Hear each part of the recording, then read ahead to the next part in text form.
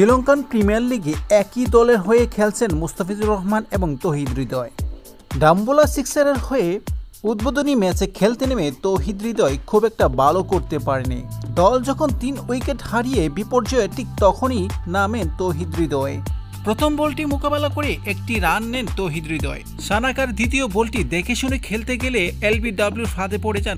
বলটি যদিও লেগ স্ট্যাম্পের ছিল, কিন্তু হাসানাঙ্গার এলবিডব্লিউর আবেদনে আম্পায়ার সাড়া না দিলে শেষ পর্যন্ত রিভিউতে কাজ হয়ে যায়।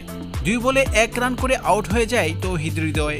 তবে ডাম্বোলা চতুর্থ উইকেটে 179 রান করে 20 ওভার শেষে। মার্ক চ্যাপম্যান করেন 91 এবং চামিনু করেন 62 রান। দুইজনের দুর্দান্ত ব্যাটিংয়ের ফলে শেষ পর্যন্ত 179 রান করতে সমর্থ হয় ডাম্বোলা সিক্সার্স। ক্যান্ডি ফ্যালকন 180 রানের টার্গেটে ব্যাট করতে নামে। প্রথমবারের মতো শ্রীলঙ্কান প্রিমিয়ার লিগ খেলতে গিয়ে মুস্তাফিজুর রহমান পান প্রথম বলেই উইকেট। 5 বলে 5 রান দিয়ে শেষ পর্যন্ত প্রথম ওভারে 5 রান দিয়ে 1 উইকেট দখল করেন।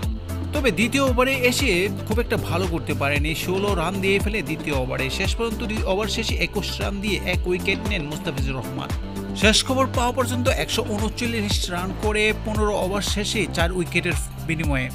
ডাম্বোলা সিক্সার্স আশা রাখছি এই ম্যাচটি জয় তুলে দিবে এবং তৌহিদ হৃদয় পরবর্তী ম্যাচে ভালো করবে, সেই প্রত্যাশা রেখে এখানে এসে শেষ করছি। যারা এখনও চ্যানেলটিকে সাবস্ক্রাইব করেননি প্লিজ সাবস্ক্রাইব করে নেবেন।